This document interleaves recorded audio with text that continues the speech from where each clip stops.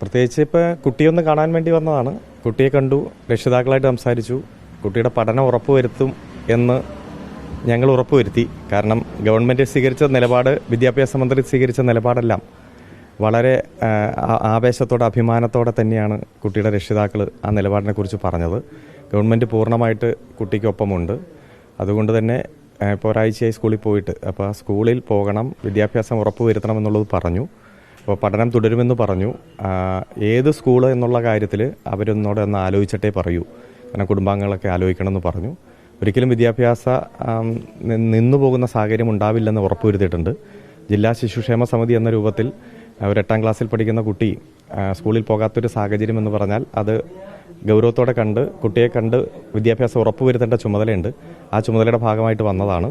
ഏതായാലും ഗവൺമെൻറ് സ്വീകരിച്ച നിലപാടും കോടതി സ്വീകരിച്ച നിലപാടിനെല്ലാം വളരെ സ്നേഹത്തോടെ ആവേശത്തോടെ തന്നെയാണ് അവർ കാണുന്നത്. അതുകൊണ്ട് കോടതി വിധി വരട്ടെ. എന്നിരുന്നാലും തിങ്കളാഴ്ചയോടുകൂടി ഏത് സ്കൂളിലാണ് തുടർ പഠനം നടത്തുന്നത് എന്നതിനെക്കുറിച്ച് അവർ പൊതുസമൂഹത്തോട് പറയും എന്നതാണ് രക്ഷിതാക്കൾ പറഞ്ഞത്. അതിനെപ്പറ്റിയൊന്നും പറഞ്ഞില്ല. അവർ പറഞ്ഞത് പഠനം തുടരണം, അത് ഏത് വിദ്യാഭ്യാസ സ്ഥാപനത്തിലാണ് തുടരണം എന്നുള്ള കാര്യം അവർ തിങ്കളാഴ്ചയോടുകൂടിയേ പറയൂ.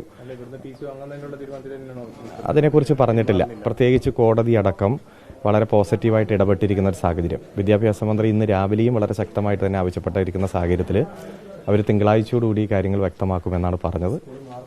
അതിനെപ്പറ്റിയൊന്നും പറഞ്ഞില്ല. പഠനം ഉറപ്പുവരുത്തുന്ന കാര്യം ഞങ്ങൾ ശിശുക്ഷേമ സമിതി ഉറപ്പുവരുത്തിയിട്ടുണ്ട്.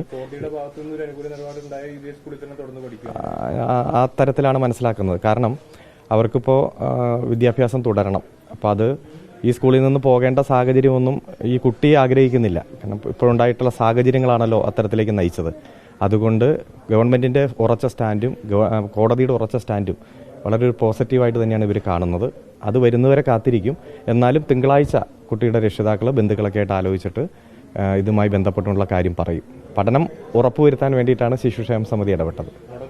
മുടങ്ങില്ല, ഒരിക്കലും മുടങ്ങില്ല. അതുകൊണ്ട് ഈ ശാശ്വതമായിട്ടുള്ളൊരു പരിഹാരം കണ്ട് പഠനം ഉറപ്പുവരുത്തും. യെസ്, തിങ്കളാഴ്ച പറയും. ഓക്കെ.